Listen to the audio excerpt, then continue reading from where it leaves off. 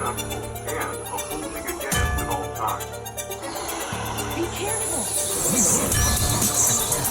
Government officials insist that this is an isolated incident of the packet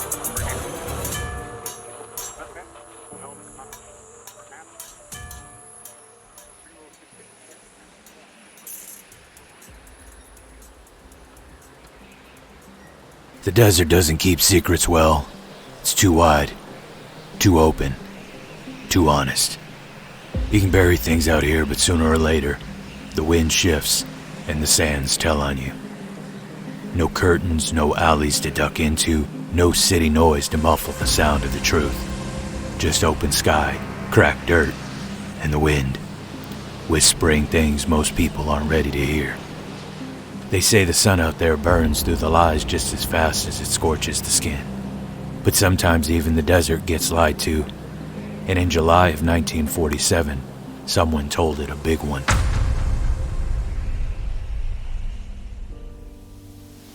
Roswell, New Mexico. A speck on the map, best known at the time for ranch hands, army bases, and dry heat that pressed against your ribs like a loaded question. It wasn't built for mystery. It wasn't built for history either, but history didn't ask permission when it showed up. It came with a storm, the kind of electrical tantrum that rolls in without a soundtrack, just flashes of light and the low growl of something ancient waking up in the sky. People said they saw things, lights, shapes, objects that didn't fly like they were supposed to. The government called them balloons, but balloons don't hum. They don't move against the wind, and they sure don't splinter into bits that slide through your hands like razors dipped in ice water. The story starts with a man named Mac Brazel, a rancher. Not the kind of man who chased headlines or phoned the sheriff when his cow sneezed. He was Dustin Denham, earthbound. But one morning he rides out and finds a patch of land chewed up like something exploded just above it. Metal fragments scattered like bones from a machine that wasn't supposed to exist. They glinted with a dull, unnatural shine, moved like they were remembering a shape you didn't know, and together they whispered one thing louder than any siren: "This doesn't belong here."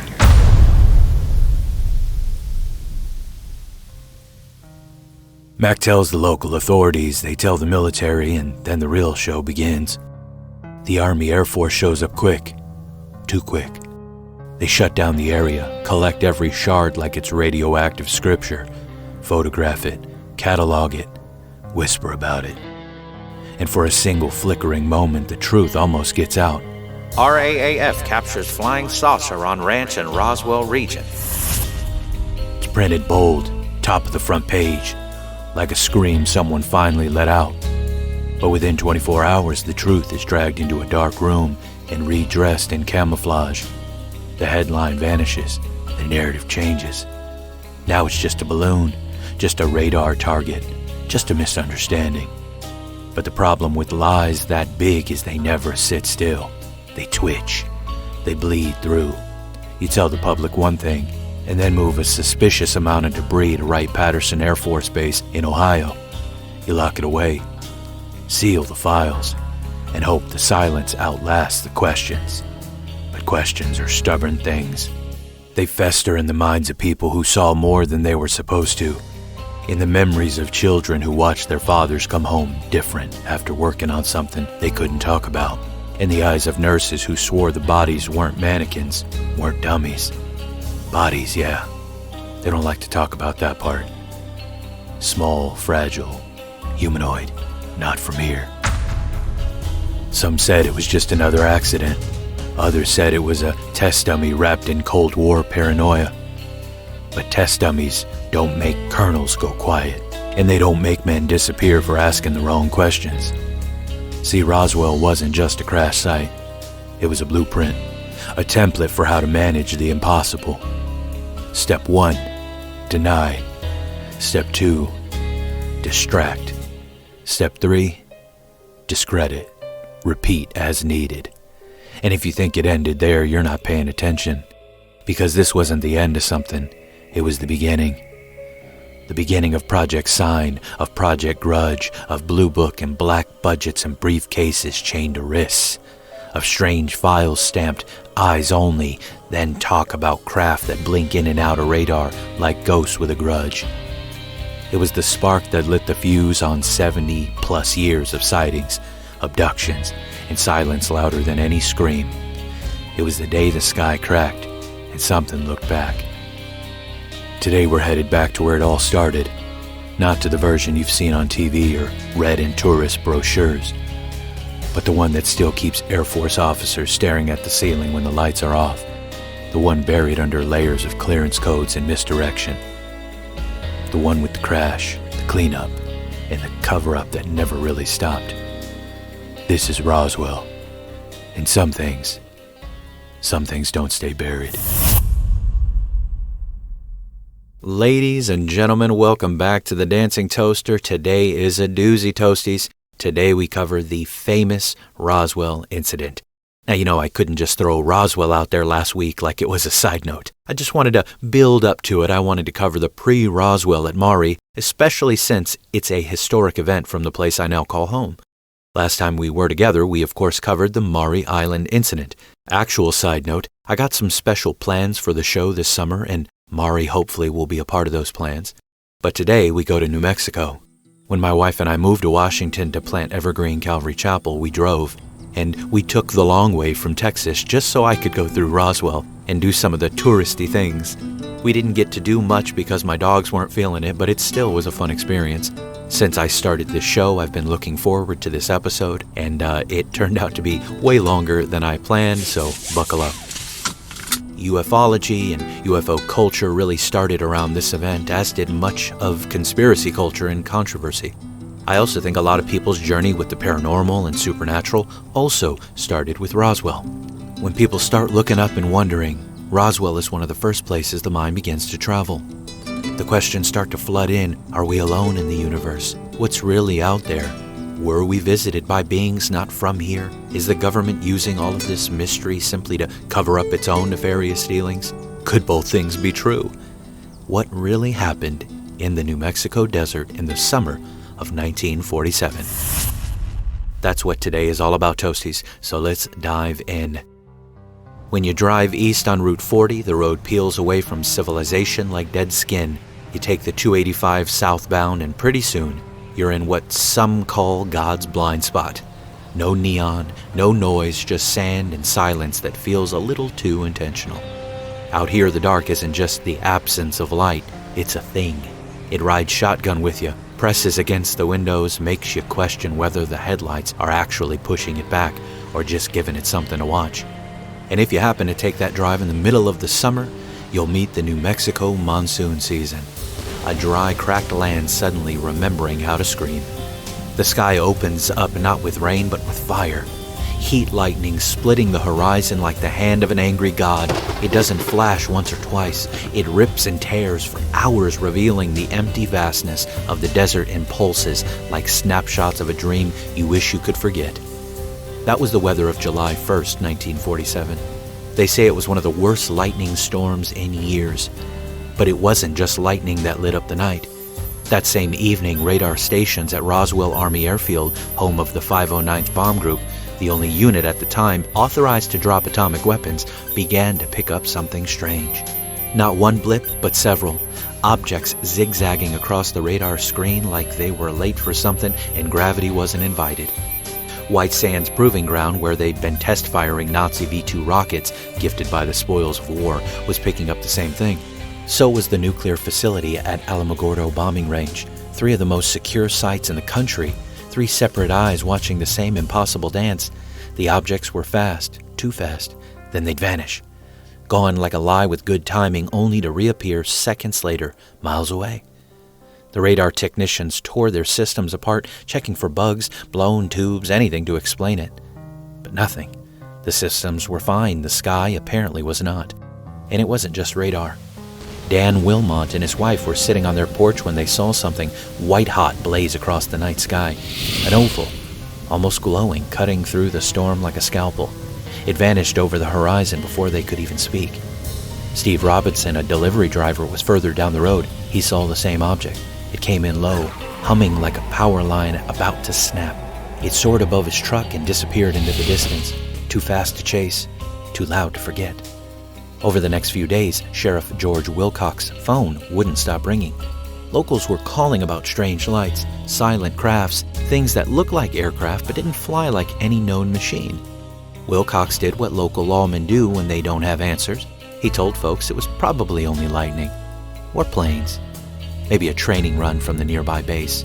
Nothing to lose sleep over. Then Mac Brazel walked into the sheriff's office. Brazel wasn't the type to stir the pot. He was a rancher, a man of routine.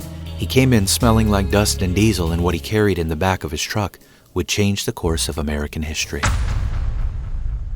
He found something on his land near Corona, New Mexico, something he couldn't explain. At first, he thought it might be plane wreckage, but the debris didn't behave like anything made by Boeing or Lockheed. There were strips of silver that looked like foil but weighed almost nothing. You could twist them, crumple them in a ball, and the second you let go, they'd spring back to original shape. No folds, no wrinkles. Just like memory foam before memory foam was a thing, except this didn't remember comfort. It remembered design, purpose. The sheriff knew this was above his pay grade. He called Roswell Army Airfield. The military sent Major Jesse Marcel, an intelligence officer. Brazel took Marcel back out to the ranch, and what they found was more than a crash site. It was like a surgical strike from another reality. The ground scattered with impossible material, oddly arranged. They collected everything they could, took it to Colonel William Blanchard, the base commander, and that's when the dam broke. On July 8, 1947, Public Information Officer Walter Haut issued a press release. Not a rumor, not a theory, an official statement from the United States Army Air Forces.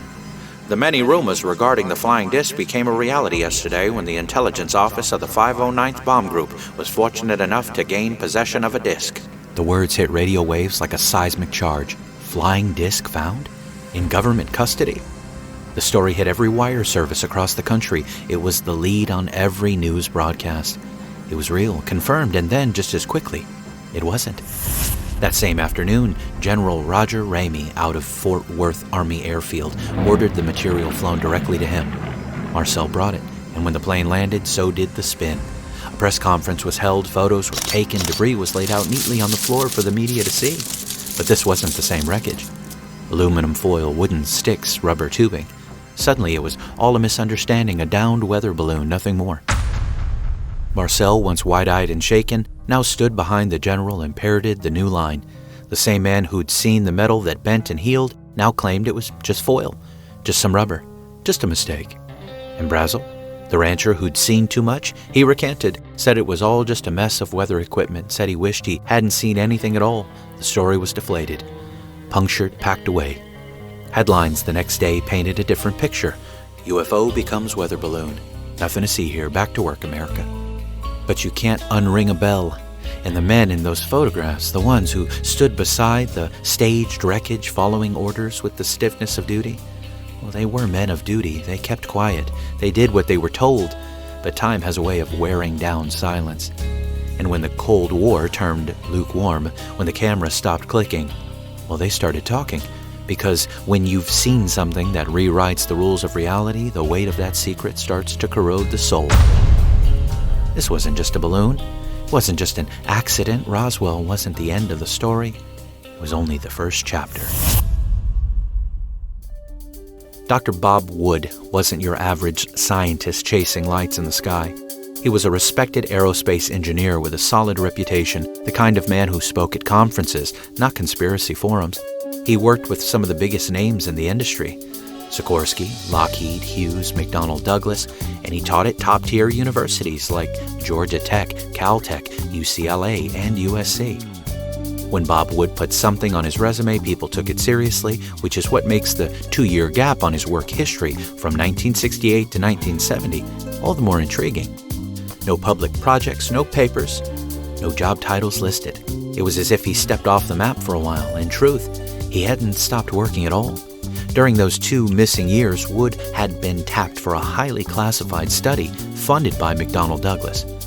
McDonnell Douglas was a major American aerospace manufacturer and defense contractor that played a significant role in both military and civilian aviation history. The company was formed in 1967 through the merger of two influential firms, McDonnell Aircraft Corporation, known for producing military jets like the F-4 Phantom, and the Douglas Aircraft Company, famous for commercial airliners such as the DC-3 and DC-10. Together, they created a powerhouse in aviation, space exploration, and weapons systems during the height of the Cold War. McDonnell Douglas developed cutting-edge fighter jets like the F-15 Eagle and the FA-18 Hornet, and also worked on spacecraft, missiles, and advanced radar systems for the U.S. government. In 1997, McDonnell Douglas merged with Boeing, and the name was officially retired, but its legacy continues through Boeing's current aircraft and defense systems. So again, Wood had been tapped for a highly classified study funded by McDonnell Douglas.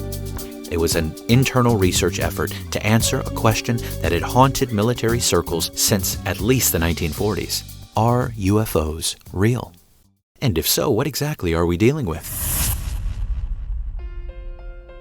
It wasn't a fringe investigation or token curiosity. Wood was given a generous budget, access to resources. This was serious, a sanctioned inquiry quietly conducted behind closed doors at one of America's top aerospace companies. One of the first people he brought onto the project was a young physicist named Stanton Friedman. At the time, Friedman was working on nuclear propulsion systems for the company. He was brilliant, analytical, and respected. But he also had an unusual interest. In his spare time, he was digging into the growing body of UFO reports, trying to apply a scientific lens to something most scientists were afraid to touch. Together, Wood and Friedman spent the next 18 months combing through incident reports, radar data, declassified files, and eyewitness interviews. And by the time their study concluded, they had reached a firm conclusion. UFOs were real. They weren't just optical illusions or military misidentifications. There was a real, unexplained phenomenon at work, and it was worth investigating further. Dr. Wood was invited to share his findings before Congress, but he declined. He knew the cost. In the world of aerospace and academia, talking publicly about flying saucers could derail a lifetime of credibility. It can also be seen as that in the world of ministry, by the way, but I'm used to being disrespected and ignored. Friedman had a different reaction than Wood. He saw it as a calling. The more he learned, the more he wanted to know. And after that project, he made a decision that would change the course of his life. He left the aerospace industry altogether and became one of the first full-time civilian UFO researchers in the country. He even picked up a nickname that stuck, the Flying Saucer Physicist. He spent the next several years giving talks all over the country, at universities, scientific conferences, and the like, urging people to take this topic seriously. He pored over old reports, he chased down leads, and he tried to piece together a timeline of events that had been kept in the shadows for far too long. And yet, even by the mid-1970s, Stanton Friedman had never heard of Roswell, the most famous UFO case in American history, and it wasn't even on his radar yet. But all that changed in 1978. While working with a television producer named Bill Allen, Friedman was told something that stopped him cold. Allen mentioned, almost in passing, that he had a friend, a former military officer, who had handled wreckage from a UFO crash back in 1947. That friend's name? Major Jesse Marcel. Friedman didn't know it yet, but that conversation would be the spark that reignited the Roswell story, a story that had been buried under years of denials, retractions, and silence. Once Friedman connected the dots, he knew this wasn't just another UFO sighting. This was different. This was evidence. This was direct military involvement. This was the start of something much bigger. And just like that, the Roswell Incident, long forgotten by the public, was about to come roaring back into the spotlight. Major Jesse Marcel wasn't just another officer on duty the night the wreckage was found. He was the chief intelligence officer for the 509th Bomb Group, the only military unit in the world at the time authorized to deploy atomic weaponry. Marcel was highly trusted, technically trained, and deeply familiar with top-secret aircraft and classified tech. He knew how to follow orders, and he understood the gravity of national security. But before he reported to the base with the wreckage, before the official story was hammered into place, he made one quiet stop. Home. That night, Marcel brought pieces of the mysterious debris to his house and showed them to his wife and son, Jesse Marcel Jr., who was 11 years old at the time. The fragments were stored in the back seat and trunk of his car. They say even at a glance they weren't ordinary materials. Among the collection was a small I-beam, lightweight, almost delicate, etched with strange symbols. Jesse Jr. would later describe them as resembling hieroglyphics, but unlike any language he'd ever seen. Not Egyptian, not ancient, but something unfamiliar, unearthly. Over the years, this beam was recreated based on his memory, and Jesse Jr. remained firm in his account, saying, "I thought at first it was hieroglyphics or some kind of writing like that. It certainly looked alien to me." Major Marcel, a man intimately familiar with military and experimental aircraft, made it clear in later interviews that what he found in that debris field didn't match anything in the U.S. arsenal, or anyone else's for that matter. It was not anything from this earth, and I'm sure of that. I was familiar with just about all the materials used in aircraft and air travel. This was nothing like that. But soon after that, the official machinery kicked in. General Roger Ramey summoned Marcel to Fort Worth Army Airfield in Texas. It said that it was there that they staged the infamous press conference where the wreckage was swapped out for mundane weather balloon materials, aluminum foil, rubber strips, and wooden sticks. Marcel stood silently in the photos as reporters snapped images of debris that by all accounts wasn't what he'd originally recovered. Also present at that press event was Colonel Thomas DuBose, General Ramey's chief of staff at the time. DuBose, who eventually retired as a brigadier general, would go on record decades later to say the entire weather balloon explanation was fabricated. In multiple interviews, he confirmed it wasn't just miscommunication, it was a deliberate deception. He said, "It was a cover story, the balloon part of it. That's the story that's to be given to the press. Anything else, forget it." According to DuBose, the orders came directly from the top. He received a call directly from General Clements McCullen at Air Force Headquarters in D.C. The instructions were clear. 1. Deflect media attention immediately. 2. Ship the real wreckage to Washington under strict security. 3. Never speak of it again. Not to General Ramey, not to anyone. This wasn't a casual request. It came from a chain of command that ultimately reported to El Presidente. DuBose later admitted that once he carried out those orders, he locked the memory away and tried to forget the whole thing. But Stanton Friedman didn't forget. He kept pushing. Through the 80s and 90s, Friedman continued to interview witnesses, release findings, and speak publicly about the Roswell case. Despite decades of silence and evasion from the government, he held firm this was a cover-up. And then in 1993, something unexpected happened. Under growing public pressure and relentless scrutiny, the U.S. military released an official report on the Roswell Incident. For the first time, they admitted what Friedman and others had long claimed. The original weather balloon story was false. The debris shown to the public in 1947, the press release, the photos, it was all part of a deliberate misdirection. After nearly 5 decades of denial, the government had finally confirmed what many suspected all along.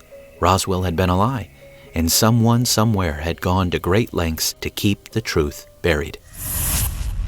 So let's talk about 93. Congressman Stephen Schiff, representing New Mexico, launched a formal inquiry into the Roswell incident.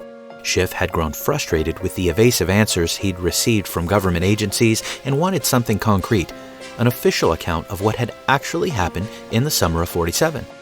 In response, Congress directed the U.S. Air Force to conduct an internal investigation to locate any documents or records related to the Roswell event. It was time to go on record. 2 years later, in '95, the Air Force released its findings in a report titled, "The Roswell Report, Fact vs. Fiction in the New Mexico Desert." The conclusion was clear, but also deeply unsatisfying to many. According to the Air Force, the debris recovered by Major Jesse Marcel from Mac Brazel's ranch back in '47 did not come from a typical weather balloon. Instead, it was said to be part of a classified military surveillance operation known as Project Mogul. We only briefly touched upon this last week. Project Mogul had been a Cold War-era initiative that used high-altitude balloons equipped with acoustic sensors. Their mission? To detect low-frequency sound waves generated by Soviet atomic bomb tests from halfway around the world. The technology was cutting-edge for its time and highly classified. So why did so many experienced military personnel, including Marcel, believe the debris was something otherworldly? The Air Force had an explanation: compartmentalization. In intelligence operations, compartmentalization is a strategy used to protect sensitive information. only individuals with a direct need to know are granted access to certain details, even within the same operation. In the case of Project Mogul, only a very small group of officers had the full picture. The scientists, technicians, and military personnel involved in various aspects of the project were only given fragments of the whole. That's how, according to the Air Force, high-ranking members of the 509th, arguably the most elite unit in the country, ended up mistaking balloon debris for something much stranger. They weren't cleared to know Mogul existed. The report also emphasized that while these men were entrusted with delivering atomic bombs, their training didn't include recognizing balloon-based surveillance equipment. And to be perfectly clear, the Air Force concluded that there was absolutely no evidence that what happened near Roswell involved anything extraterrestrial. No spacecraft, no aliens, nothing beyond Earth. Now hold on, Ellie. Isn't this in essence the military investigating itself and clearing itself of any wrongdoing? Dr. Will, I wasn't expecting you back until the Men in Black episode. But how could you think for a moment that I wouldn't show up for this? Roswell is monumental. I think you're both nuts. What the heck? So now it's just anybody shows up whenever they want? Dr. Wright, you be quiet. Wait, but what? Be quiet while I decide if I'm going to let you stay or not. Dr. Will, since you're here, tell us what you're so worked up about. Why, yeah, well, thank you. While the super-secret balloon explanation may have wrapped things up, on paper, it didn't address a much larger problem. The fact that in 1947 the military had issued a press release announcing they had recovered a flying disc, only to hold a press conference the very next day with staged debris from a weather balloon. That part, the deliberate deception, was never really explained. But in 1997, amid the continued public interest and scrutiny, didn't the Air Force release another report, hoping to address the lingering questions like that one? A bigger question that came up was what happened to all the records from 1947. What do you mean? A whole range of official records from Roswell Army Airfield, including finance, supply, facilities, and outbound communications, had been destroyed. More specifically, documents spanning from 1945 to December 1949, a crucial window that would have captured the Roswell Incident and its aftermath, were inexplicably gone. And even more troubling, the document disposal forms didn't cite why or under what authority the records were destroyed. Pretty convenient, once again. Are we supposed to believe this is more coincidence? Those are fair points, Will. Dr. Wright, if you promise to behave yourself, I'll let you chime in, just because I don't want to be the only bad guy in the Roswell episode. How kind of you. Well, yes, let's address the missing paperwork. Of course, because when you're looking for proof of extraterrestrial contact, naturally the first place you go is the supply closet. Look, Dr. C, I don't doubt that military record keeping in the 1940s was messy. It was wartime. Paper got lost. Things got misfiled. Whole buildings full of boxes were consolidated, shredded, or sent to the wrong archive. Ever worked with the government? Half the time they can't find today's documents. But no, I'm sure it's far more likely that a civilization from another galaxy crash-landed in the desert and the top brass decided to cover it up by quietly misplacing the air base's laundry receipts. You call it convenient, I call it bureaucracy, my friend. Oh, that was a little spicy, Dr. Wright, but fair. Our government couldn't find its rear end with both hands. Will, what are your thoughts? Well, fine. Let's play his game. You want to chalk it all up to wartime sloppiness? Misfiled memos, shredded requisition forms, archive rooms that look like a tornado got tenure? Sure, that's all believable until you check the timing. The files that vanished, they weren't just random junk. They just so happened to be administrative records from 1945 to 1949, a perfect window that just so happens to cover the exact months before, during, and after the Roswell crash. Just gone. And even better, the disposal forms, the paperwork explaining why those records were destroyed, were incomplete. No chain of command, no authorization code, nothing. So tell me, Dr. Bureaucracy, is it normal government procedure to accidentally destroy every single outgoing message from a base tied to the only nuclear unit in the world right after it claims to have recovered a flying disc? You call it coincidence, but I've got a word for things that line up a little too perfectly to be chance. Pattern. And patterns are worth investigating, Doctor. Oh my goodness, you sound just like him, y'all's obsession with patterns. All right, both of y'all calm down. I think we can all agree about the shadiness and inefficiency of government. Whether seeking to cover up mysterious deeds or simply their own nefarious deeds, they're dirty, but we haven't even started talking about the second crash and the alleged bodies.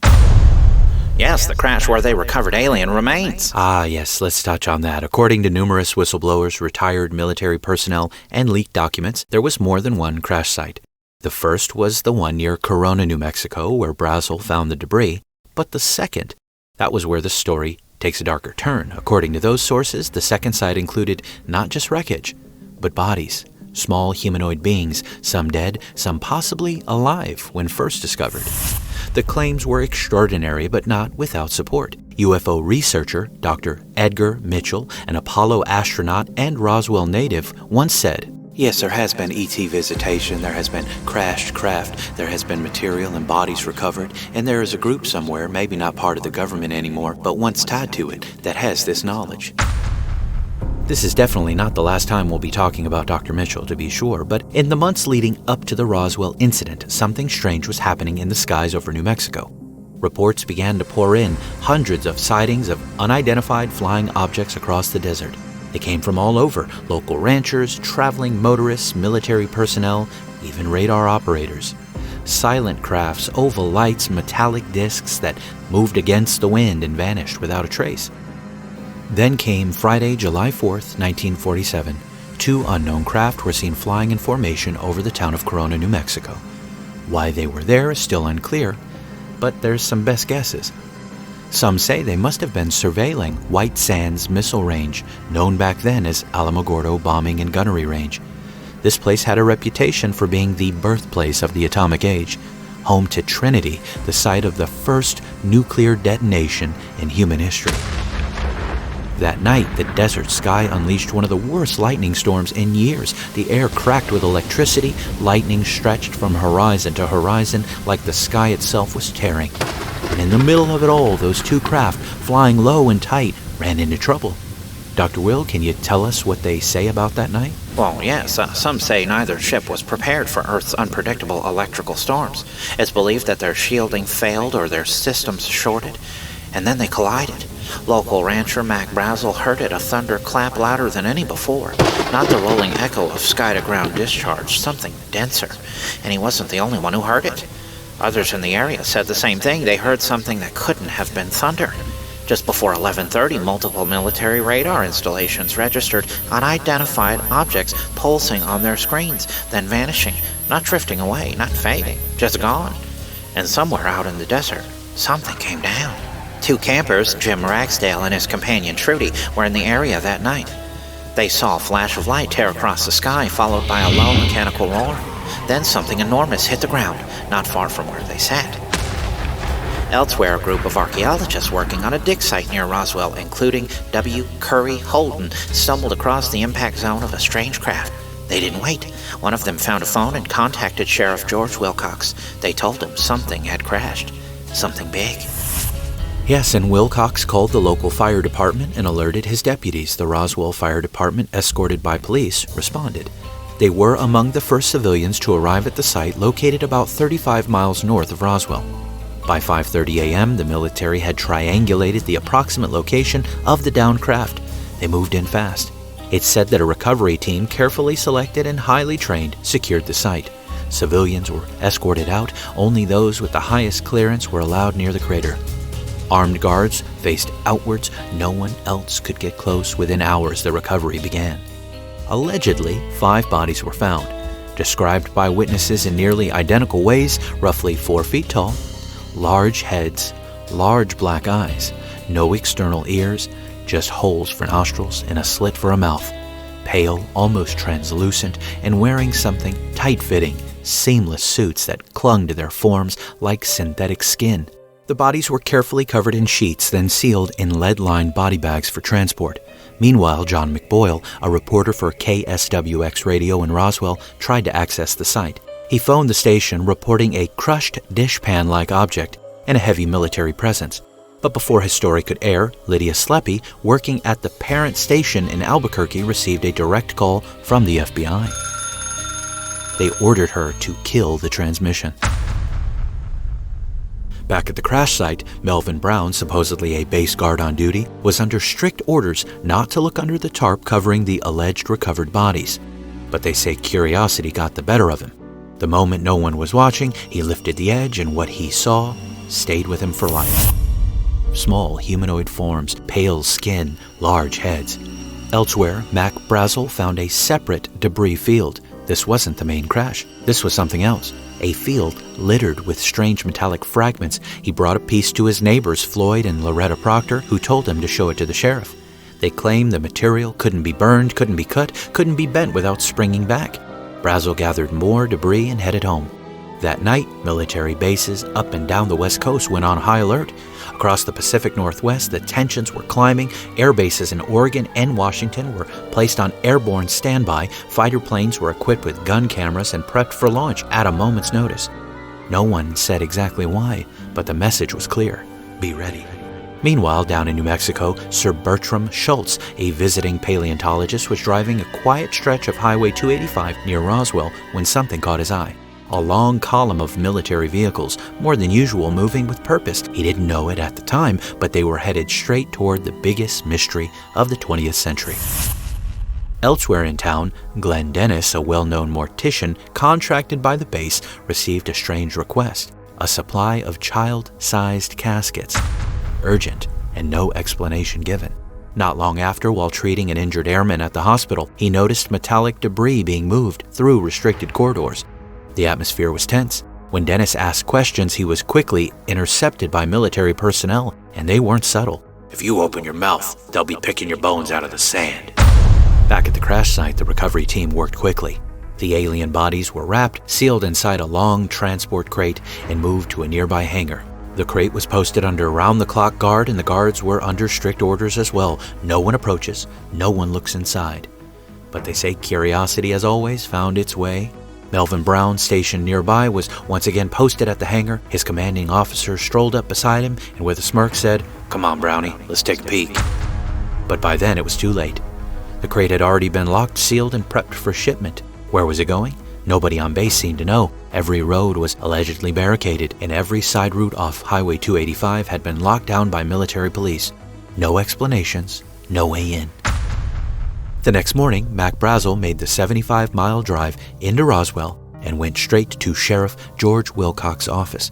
He brought samples of the wreckage with him. As we mentioned before, Wilcox realized he was in over his head, alerted officials at Roswell Army Airfield, and in the meantime dispatched 2 deputies to the ranch.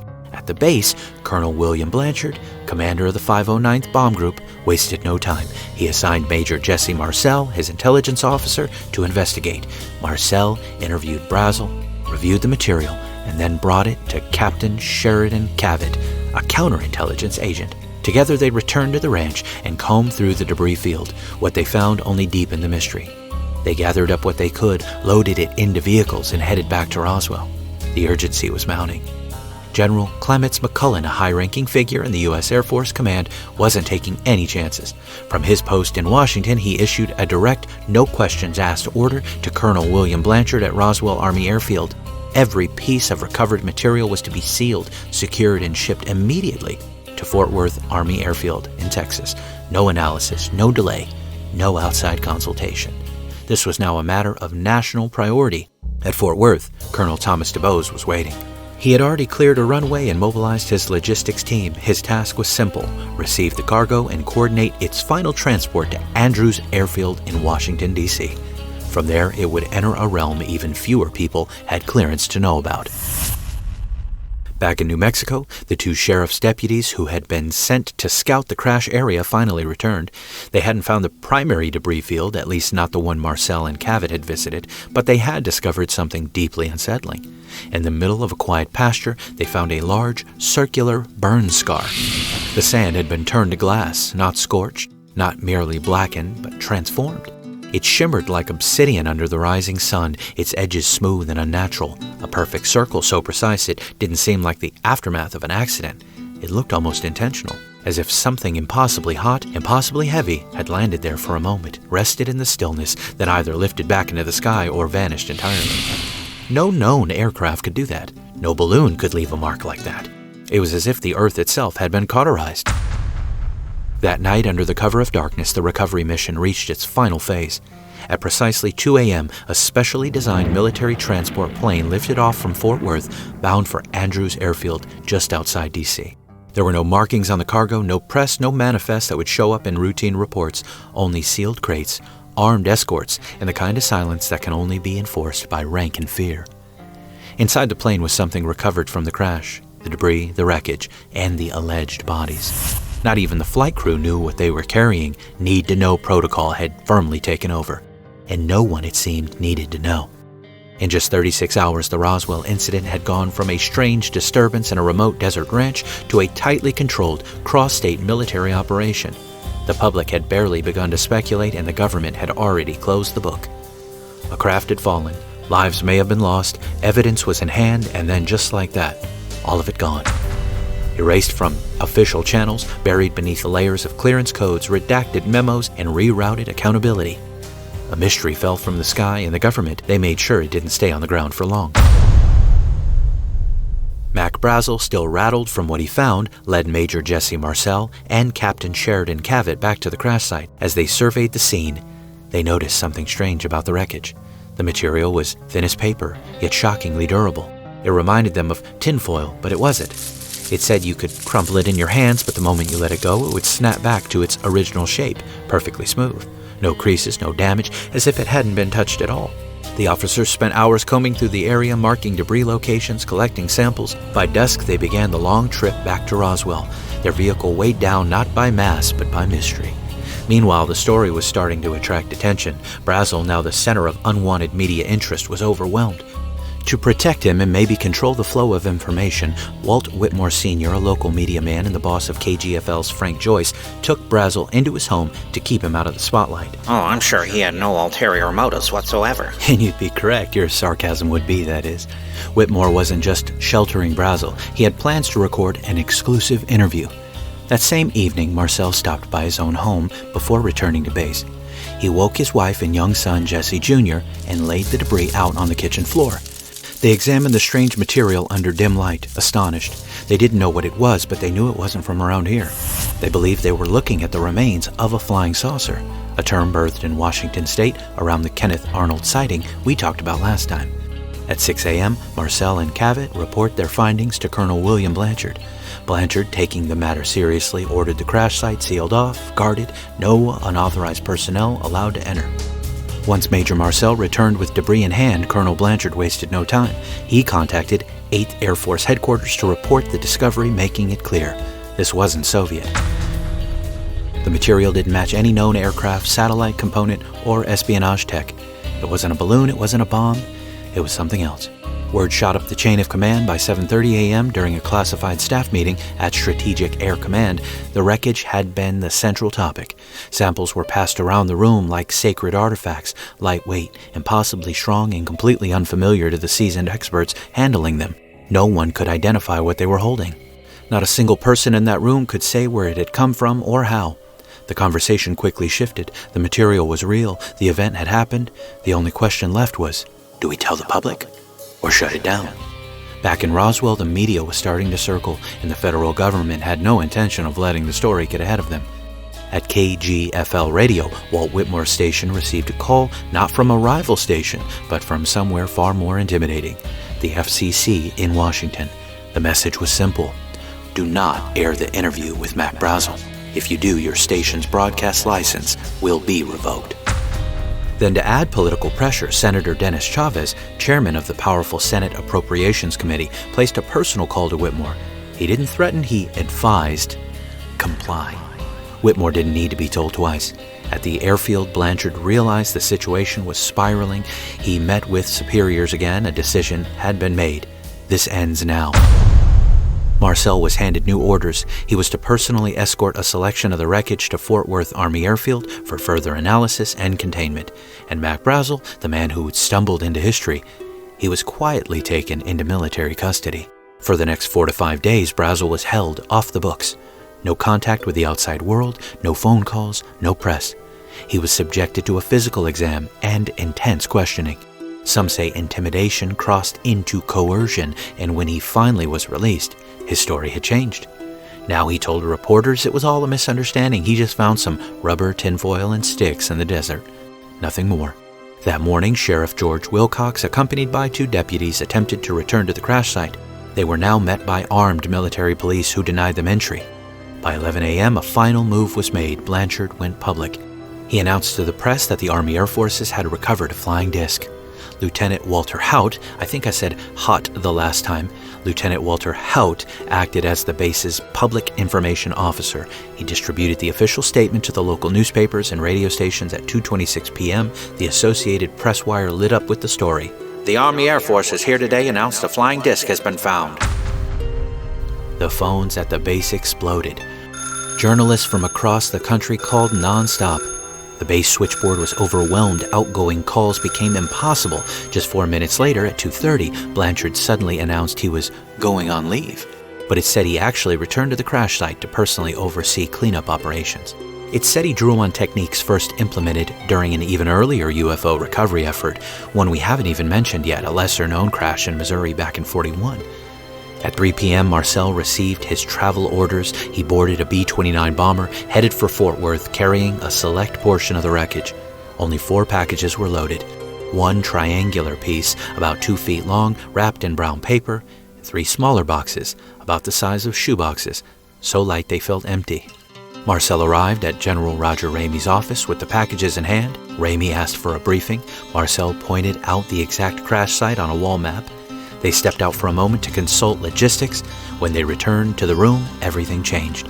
The original wreckage was gone. In its place, a pile of ripped-up weather balloon material spread out on the floor like confetti at a funeral. Then came the photographers, the reporters. At 4:30 p.m., General Ramey, commander of the 8th Air Force, stood beside the wreckage and gave the new official version of the story. What was recovered was not a flying disc. It was just a high-altitude weather balloon that had fallen from the sky. To seal the deal, Ramey called in Lieutenant Irving Newton, a weather officer at Fort Worth. Newton was told to identify the debris in front of a small crowd of reporters and officers. He confirmed what he was expected to confirm. Yes, it looks like balloon material. Photos were taken, statements issued, and Newton was sent back to his desk. Now fully committed to the cover story, the military arranged the photo op. Ramey, Marcel, and Colonel Thomas DuBose were all photographed with the supposed wreckage. They were smiling, standing, composed. By 6:17 p.m. on July 8, 1947, the Dallas FBI field office sent a teletype message to the head of the FBI, J. Edgar Hoover. The message sent just hours after General Ramey held the now famous press conference claiming the Roswell debris was from a weather balloon. The teletype confirmed the public story that the military claimed the debris was a weather balloon, but then it added something interesting. The disc is hexagonal in shape and was suspended from a balloon by a cable. The balloon was approximately 20 feet in diameter. The object found resembles a high-altitude weather balloon with a radar reflector. That part is consistent with Ramey's new explanation, but then came this. But that telephonic conversation between their office and Wright Field had not borne out this belief. That last line essentially says, yeah, the military says it's a balloon, but when we check with Wright Field, the base analyzing the wreckage, that didn't quite match up. Publicly, the Air Force had settled the matter, weather balloon, case closed. But privately, even the FBI wasn't convinced. Their own communication undercuts the official story, suggesting that the wreckage didn't entirely line up with what a balloon should be. So the contradiction is this. Public statement, we found a weather balloon. FBI's own message, we're not totally sure it was a weather balloon. This moment is key evidence that even at the highest levels of government, not everyone was on the same page. It suggests that there were layers of the cover-up very early on, and that perhaps even agencies like the FBI weren't fully clued in. Compartmentalization. By 7:30 p.m., the Associated Press issued an updated wire story. Roswell's flying disc was now officially nothing more than a balloon. Later that night, General Ramey appeared on a radio broadcast, calmly reiterating the same talking points. Just before midnight, the photographs were transmitted to New York for national publication. But sharp-eyed researchers noticed something odd. In every image, General Ramey is holding a folded document in his hand. For decades, it was unreadable, just a blurred smudge in the photo. But in the early 2000s, with digital enhancement and modern software, researchers were able to sharpen the image enough to make out partial phrases. It wasn't easy. It required the original negatives, and shockingly, someone had them. Now back to our boy Stanton Friedman. He was relentless as ever. He tracked down the source. He purchased the negatives for a pretty penny and commissioned a full analysis. As researchers began digitally enhancing the Ramey memo, long considered unreadable, something began to emerge. Words, clear, unmistakable words. Words that made all of this even more complicated. What those words revealed sent shockwaves through the UFO research community.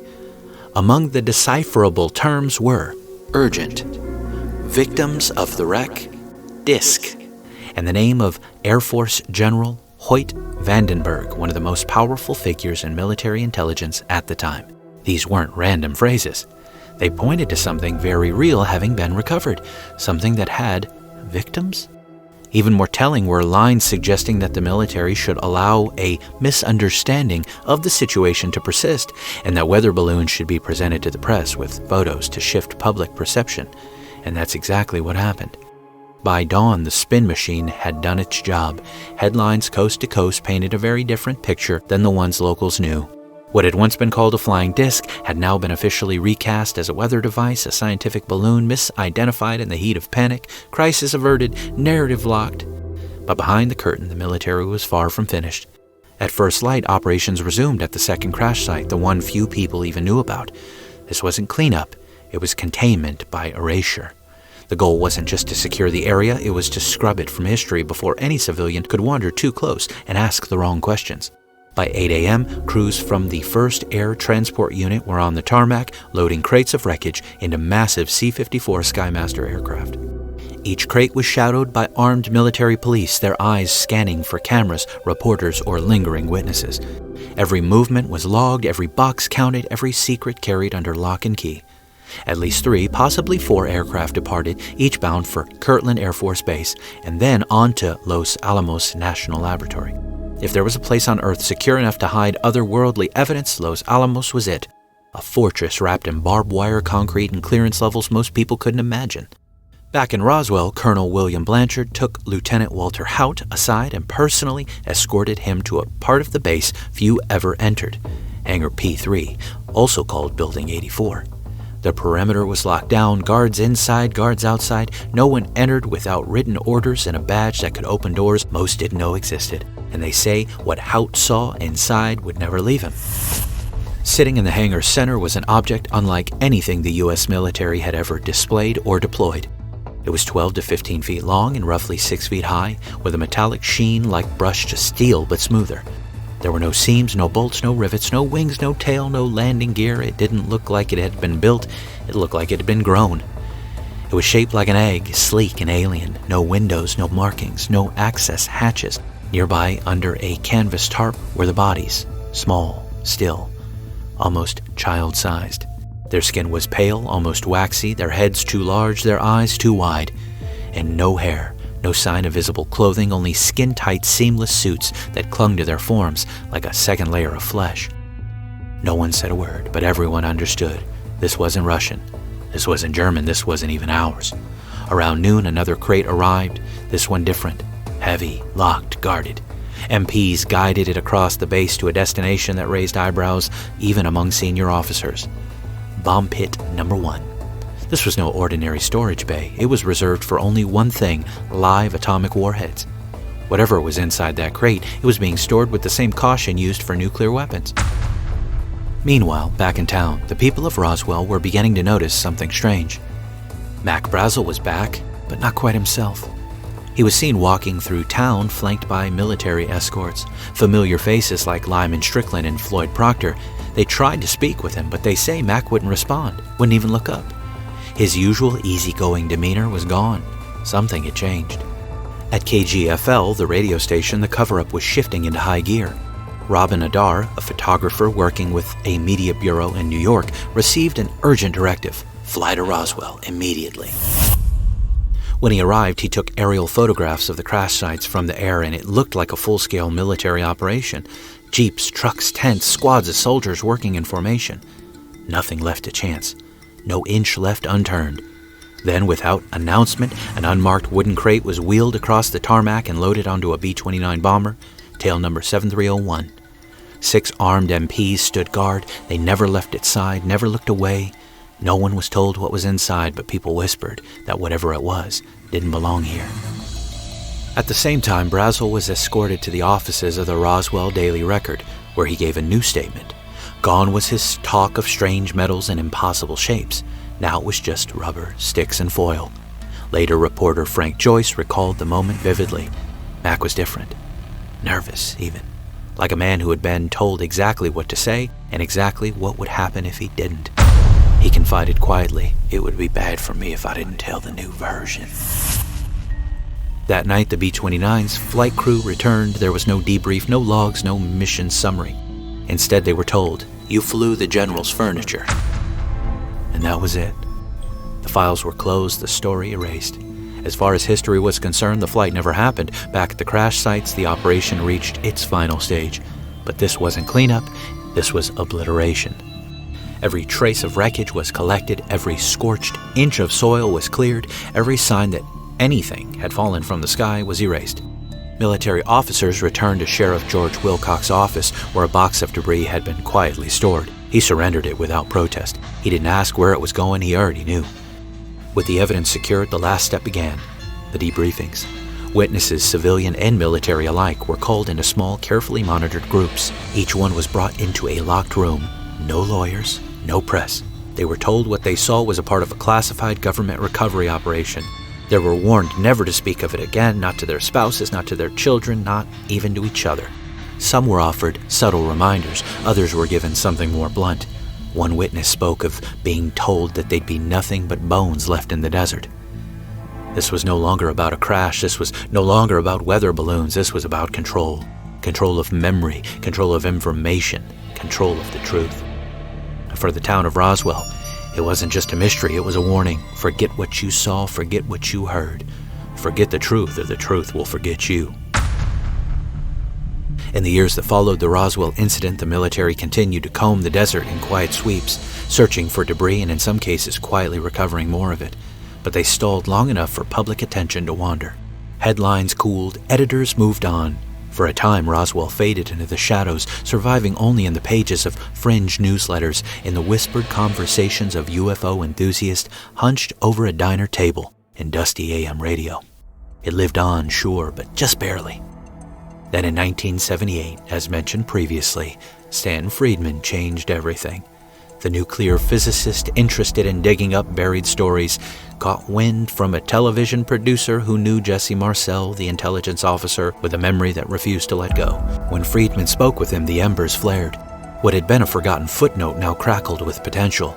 2 years later, Bill Moore and Charles Berlitz released the work entitled The Roswell Incident, a book that launched the case back into the public bloodstream. From there, it spread like cigarette smoke in a locked room, slow, inevitable, impossible to ignore. It, of course, showed up on Unsolved Mysteries and would play a major part in one of my favorite TV shows of all time, The X-Files. By the 90s, Roswell wasn't just known, it was pop culture gospel. The growing noise forced the Air Force to act, hence the report from 1995, the formal report that pointed back to Project Mogul, weather balloons, radar reflectors, atmospheric surveillance. Nothing to see here, folks. But questions remain, like, what about the strange symbols found on the supposed wreckage described as hieroglyphics? And perhaps more importantly, Where were the bodies and what are they? precisely, Dr. Will, what about those alleged bodies discovered? Well, in 1997, on the 15th anniversary of the crash, the Air Force returned with the second report. This one wore a finality to its title, The Roswell Report, Case Closed. Dr. Wright, you've surprisingly behaved yourself. Why don't you tell us about that second report? Gladly, I'll ignore that slight dig. The case closed report once again provided the rational explanation, the Project Mogul explanation, but with some additional material to address the alleged writings and so-called bodies. At first glance, it seems silly. Why would a top-secret military surveillance balloon like Project Mogul bear strange hieroglyphic-like symbols on its components? Such markings didn't align with any known military labeling protocols, especially not for a program so deeply embedded in Cold War secrecy. But a closer look at the engineering and manufacturing process behind Mogul's radar reflectors offers an unexpected explanation. The reflectors, known as Roswell targets, were constructed from lightweight materials, thin aluminum foil laminated to paper, stretched over a frame of fragile balsa wood. To assemble these makeshift wings of surveillance, manufacturers needed to adhere the foil to the wood using both glue and Scotch tape. Here's where the truth sets us free, and it's oddly mundane. The contract to build the Roswell targets had been handed to a small Brooklyn-based toy company. Rather than sourcing sterile, unmarked industrial tape, the company used what it already had in abundance: children's decorative Scotch tape. patterned with whimsical flower shapes and printed with a faint purple ink. When these balloons were launched and inevitably subjected to scorching New Mexico sun, the tape, never designed for extreme conditions, would peel away and disintegrate. The purple dye, however, baked into the wood, leaving behind delicate, intricate floral imprints on the balsa frame. To the untrained eye, especially in the tense, imagination-fueled atmosphere following the initial Roswell press release, those faded imprints may have well resembled alien hieroglyphs or arcane symbols from another world. Dr. Charles B. Moore, one of the scientists involved in the Mogul project, later confirmed this detail. Another expert, balloon project engineer B.D. Gildenberg, explained it even more bluntly. Quote, "Some of the tape had these inscriptions from the Brooklyn Toy Department on it," he said. "That's where the hieroglyphics came from. It really was nothing exotic." Yet what started as a harmless manufacturing shortcut ended up fueling decades of speculation. Proof, perhaps, that mystery doesn't need much to survive.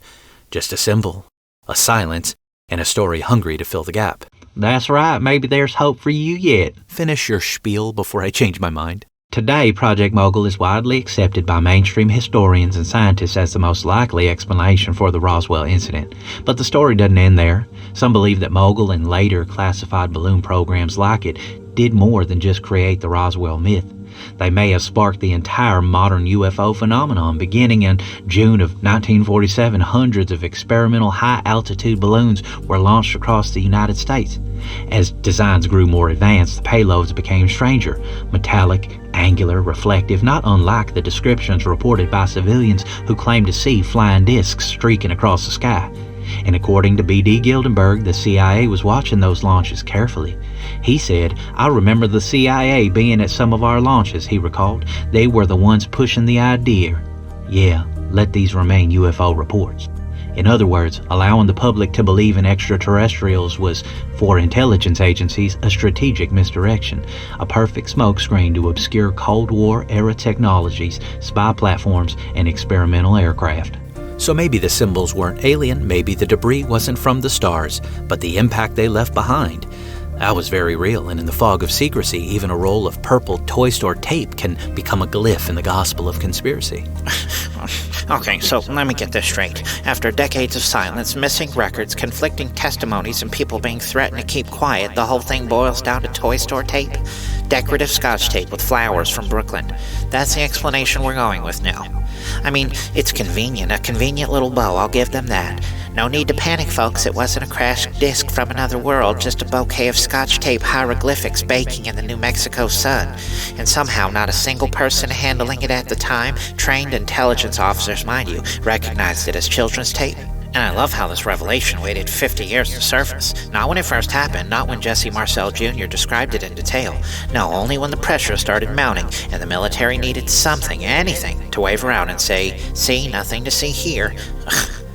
You expect me to believe the same government that accidentally destroyed all that outgoing Roswell Army airfield messages from 1947 just happened to remember a toy company's craft supplies? Please. Look, I'm not saying the tape didn't exist. Maybe it did. Maybe it even made marks on the wood, but if that's the smoking gun they're holding up after half a century of stonewalling, that's not an answer, that's a punchline.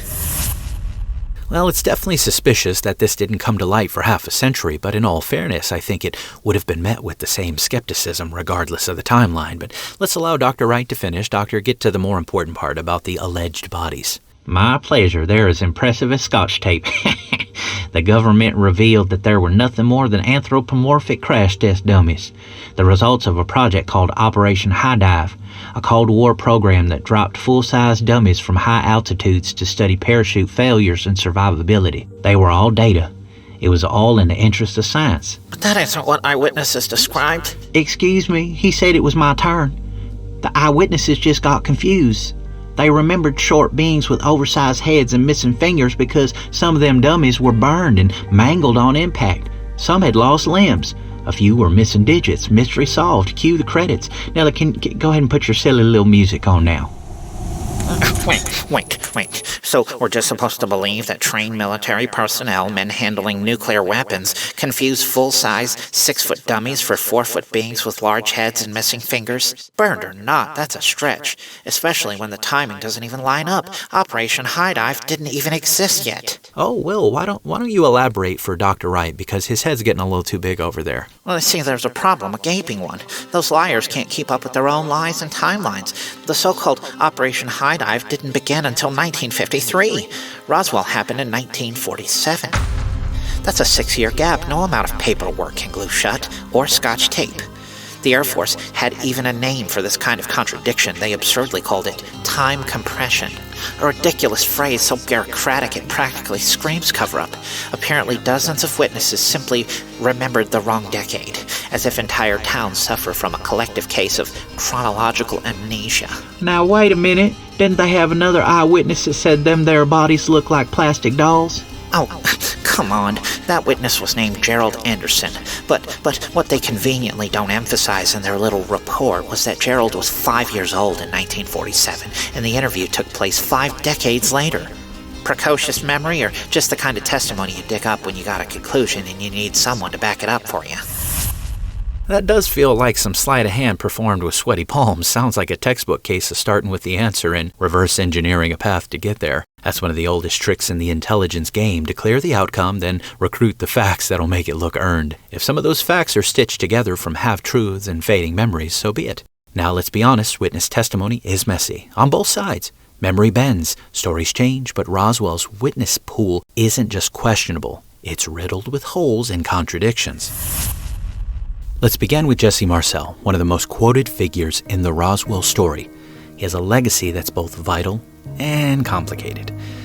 Like my deep dive into Scientology, where L. Ron Hubbard couldn't seem to tell the difference between his resume and his imagination, Marcel also has been accused of embellishing his military record. He claimed to be a fighter pilot who had downed enemy aircraft. Well, he wasn't. He said he personally flew the recovered wreckage to the base. And he didn't. And when his grandchildren later presented what they said was his diary from the time of the crash, it raised more questions than answers. The handwriting didn't match, and no one could prove who actually wrote it. Marcel's career was still in intelligence, not fiction writing. Well, the intelligence community seems to spin a lot of fiction, though. Well, fair point, but he wasn't just some kook on the fringe. He was the chief intelligence officer of the only atomic bomb group on the planet. Now, that's not a role you hand out to guys who can't tell the difference between a balloon and a bomber.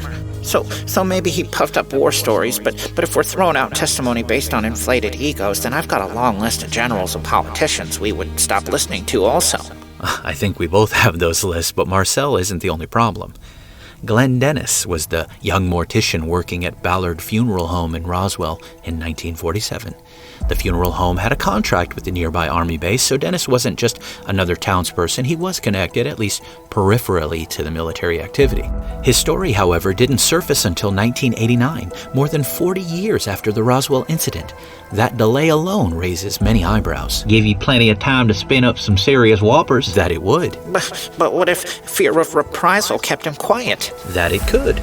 We mentioned this previously, only briefly, but Dennis claimed he received a strange phone call from the base asking about child-sized, hermetically sealed caskets, an unusual request to say the least. They also allegedly inquired about how to preserve a body exposed to the elements, but not decomposing in the usual way. Dennis said that shortly afterward he delivered something to the base hospital, and while there, saw unusual debris in the back of an ambulance, metal with strange symbols, something that didn't look like any aircraft he'd ever seen. While at the hospital, he said he ran into a nurse he knew.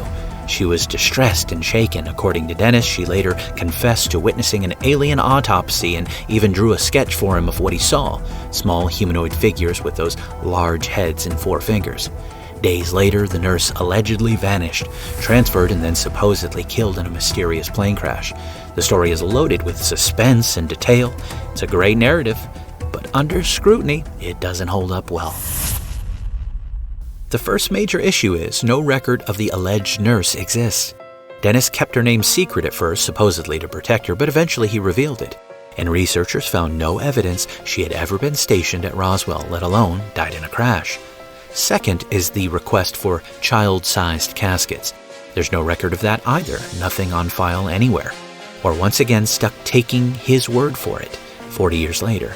Dennis also claimed to have seen wreckage in a military ambulance, but how or why he would have been allowed near such sensitive material during what was clearly a high-security event is never explained. And most damaging of all, his story shifted more than faults in an earthquake. Thank you, Dr. Wright. Yes, Dennis's story shifted over time.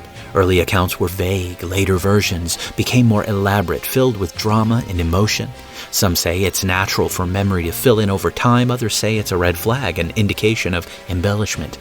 Either way, it doesn't look good for Mr. Dennis. His story also lacks independent corroboration.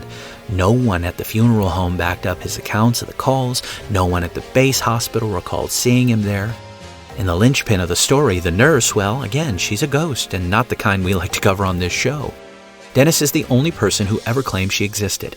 Even some prominent UFO researchers began to back away from his account when the discrepancies started piling up like debris in the desert. Still, some argue that Dennis had no reason to lie, that his position gave him plausible access to information the public didn't have, that he may have witnessed something deeply disturbing and was simply trying to make sense of it decades later. Well, I agree that Dennis's story is messy, but so is trauma, so is memory, and so is trying to recount something you were never supposed to talk about in the first place. You want to talk about red flags? Sure, the missing nurse, the lack of official documentation, the fact that Dennis waited 4 decades to speak up, all legitimate concerns, but let's not forget what kind of environment we're dealing with here.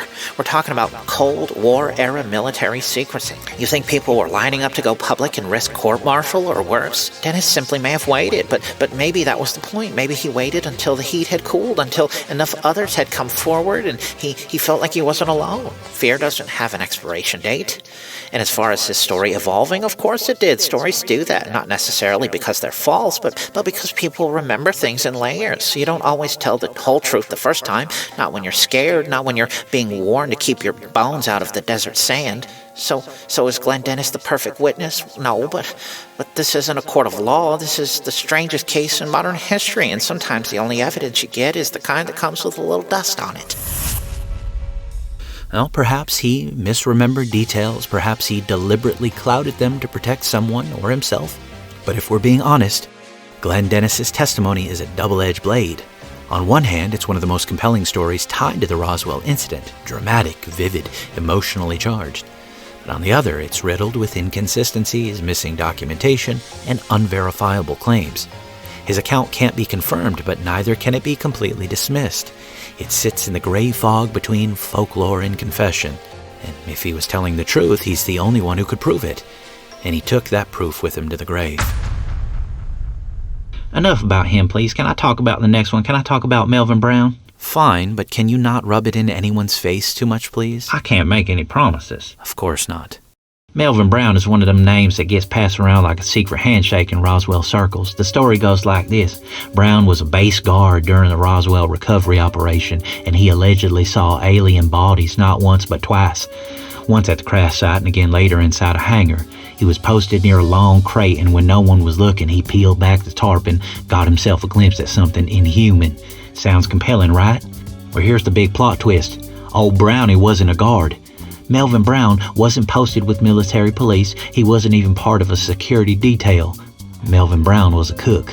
That's right, he made mashed potatoes, not perimeters. Now sure, cooks can be reassigned in emergencies, the military's flexible like that, but there's no record of Brown being pulled into anything resembling crash recovery duty or security detail at that time. And here's the real kicker, we don't even have this story from Brownie himself. The account came years later, decades later in fact, and only through his daughter Beverly Brown. According to her, Melvin confided in the family privately before he passed away, saying yes, he'd seen the bodies and yes, it haunted him. But that's secondhand. There's no written statement from Melvin, no affidavit, no journal, no interview. Just a daughter retelling her daddy's supposed deathbed recollections. Yeah, he's probably one of the easiest to dismiss for me, if I'm being honest. Now, let's be clear, once again, just because it came from a relative doesn't make it false, but it does mean it's incredibly hard to verify. And in an already murky story full of shifting memories and third-hand rumors, having a witness who didn't have his account until after he was gone, and who wasn't even in the job he claimed to have held, well, isn't exactly the strongest foundation to build any case on. Unless alien autopsies were happening in the mess hall, I'm not sure Brownie's story holds up under scrutiny. It's incredibly damning that he was a cook and not a guard for me. We gotta move on, as this episode is going way longer than I anticipated. Colonel Thomas DuBose, previously photographed beside Marcel with the alleged balloon wreckage, later insisted that what he posed with wasn't the real debris, but earlier he said it was. When pressed, he'd get cagey and annoyed. Was he a man caught between duty and truth? Which is it, or who or what would he be trying to protect?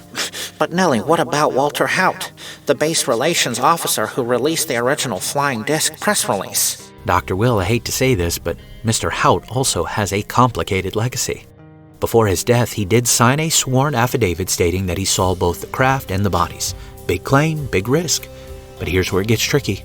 He didn't actually write it. The affidavit was prepared by a UFO researcher. Haut apparently reviewed the document, made no edits, and he signed it. That much is true. But in interviews leading up to his death, his memory was already slipping. Inconsistent, spotty, fogged over like an old mirror. So what are we left with? Was he confused? Was he coerced? Or was this the final gasp of a man who'd kept a secret too long and was finally ready to speak? We'll never really know.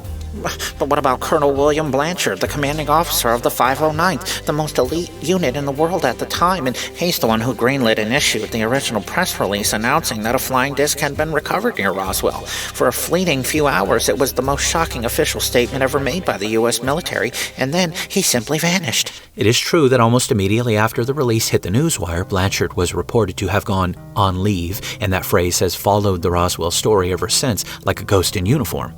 According to some, he didn't actually go on leave at all. He simply returned to the crash site under the radar, personally overseeing the final stages of cleanup and containment, a commander finishing what he started. But the official story is far less mysterious or nefarious, and it has receipts. According to military records and base logs, Blanchard left for a 2-week vacation with his wife in Santa Fe. During that time, he even met with the governor of New Mexico. And like I said, there are receipts, there are documents that back this up. Dated, filed, and properly archived. To the letter, everything appears above board.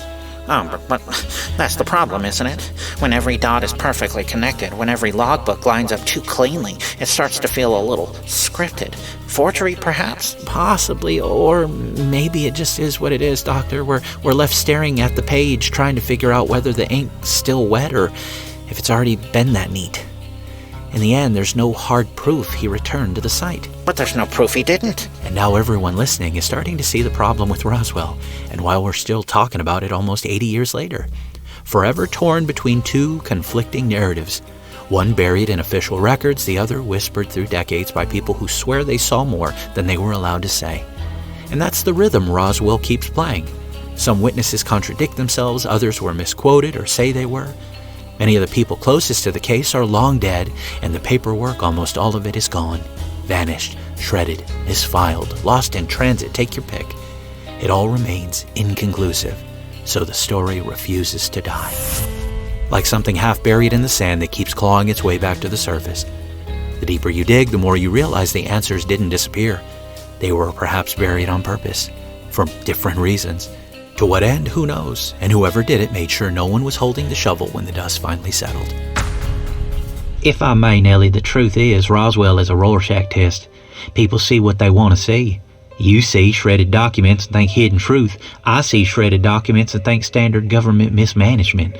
The Air Force loses files the same way they lose coffee mugs and classified flash drives by being spectacularly bad at filing things. So no, I don't think the ink is still wet on this. I think the case is just old. And maybe it's not the truth that was buried. Maybe it's that we've been digging in the wrong place all along. Well, fair points, Dr. Wright, especially the Rorschach comparison. But before you do any victory lap, sir, what about 2013?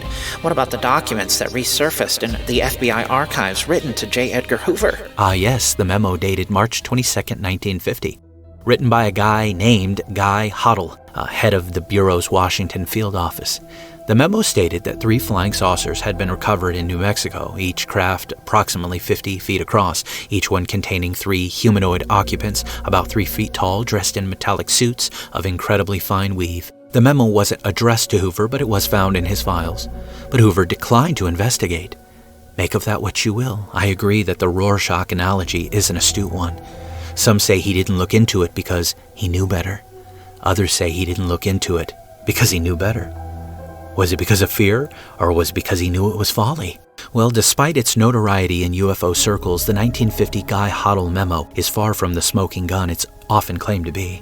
Though it mentions 3 recovered flying saucers in New Mexico, each supposedly containing small humanoid bodies dressed in metallic suits, the memo is not based on first-hand investigation by the FBI. Instead, it merely relays unverified second- or third-hand information passed to Hoddle by an unnamed informant. Crucially, it was written 3 years after the Roswell incident and contains no specifics linking it to any known crash site.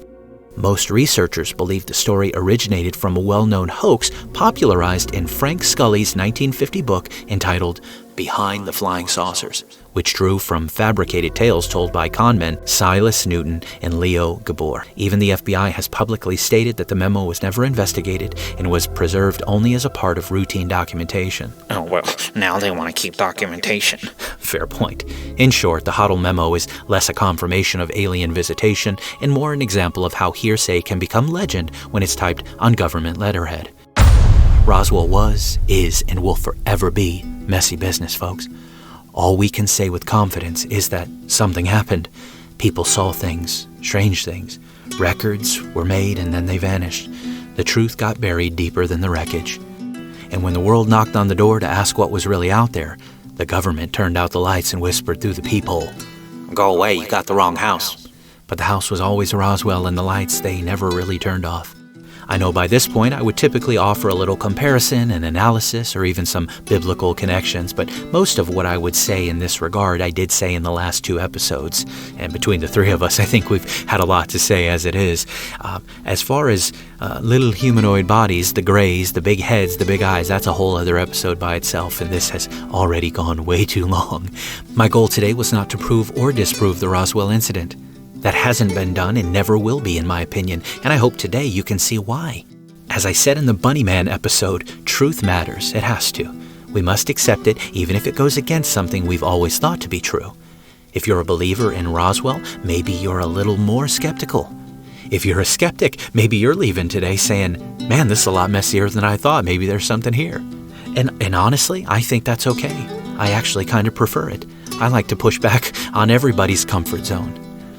I hope I did that today. As always, I thank you from the bottom of my heart. I hope you've learned something. If you didn't, I hope you at least had a good time and found this entertaining. I thank you, my patrons. The Patreon is slowly growing, and I'm so humbled that a bunch of beautiful people, most of whom I've never met, enjoy what I'm writing in my office and recording in my closet. This is a one-man show. Believe it or not, Dr. Wright and Dr. Will C. aren't sharing the load with me. If you can help support the work, head over to the PayPal or buymeacoffee.com/The Dancing Toaster. If you want early access to all my new episodes, as well as access to my cult and true crime show called The Man-Eating Toaster, head over to the Patreon. For the cost of 1 bougie coffee a month, you can help me continue to do the show. If you can't help financially, sharing the show is free, and as always, telling others about it is free as well. Please share. Please like, please subscribe, leave me a review, do all the things wherever you consume the Dancing Toaster, but whatever you do, don't consume toasters, and don't let crashed UFOs in the desert consume you. I love you. I'm out. Report suspicious activities and call 911 for immediate response. Expect delay. Nobody else will be taken from the south. Stand by. Flight 022. Maintain approach. You're clear for movement. Expect traffic delay and restrictions. Take personal security precautions to avoid becoming a victim of an attack. Avoid crowded public areas and gatherings.